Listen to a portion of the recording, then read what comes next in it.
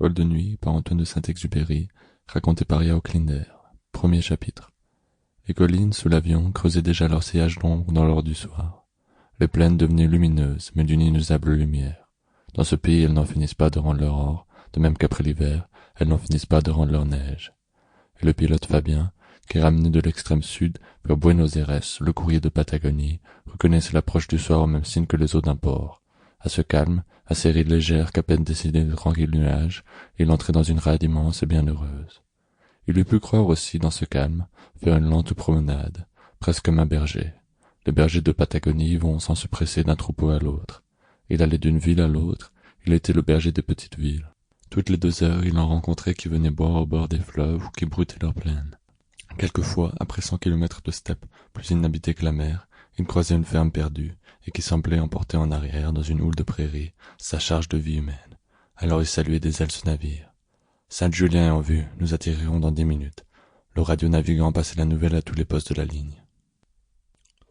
Sur 2150 kilomètres, du détroit de Magellan à Buenos Aires, des escales semblables s'échelonnaient, mais celles-ci s'ouvraient sur les frontières de la nuit, comme en Afrique sur le Mystère, la dernière bourgade soumise. Le radio passa un papier au pilote. Il y a tant d'orages que les décharges remplissent mes écouteurs. Coucherez-vous à Saint-Julien? Fabien sourit. Le ciel était calme, comme un aquarium, et toutes les escales, devant eux, leur signalaient « Ciel pur, vent nul ». Il répondit « Continuerons ?» Mais le radio pensait que des orages s'étaient installés quelque part, comme des vers s'installent dans un fruit. La nuit serait belle et pourtant gâtée. Il lui répugnait d'entrer dans cette ombre prête à pourrir. En descendant, moteur au ralenti, sur Sainte-Julienne, Fabien se sentit là. Tout ce qui fait douce la vie des hommes grandissait vers lui. Leurs maisons, leurs petits cafés, les arbres de leur promenade. Il était semblable à un conquérant. Au soir de ces conquêtes qui se penchent sur les terres de l'Empire et découvrent l'humble bonheur des hommes. Fabien avait besoin de déposer les armes, de ressentir sa lourdeur et ses courbatures.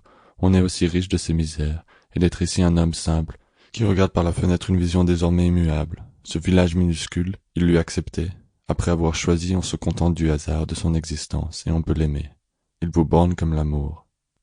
Fabien eût désiré vivre ici longtemps, prendre sa part ici d'éternité, car les petites villes, où il vivait 1 heure, et le jardin clos de vieux murs qu'il traversait lui semblaient éternels de durer en dehors de lui, et le village montait vers l'équipage et vers lui s'ouvrait, et Fabien pensait aux amitiés, aux filles tendres, à l'intimité des nymphes blanches, à tout ce qui lentement s'apprivoise pour l'éternité.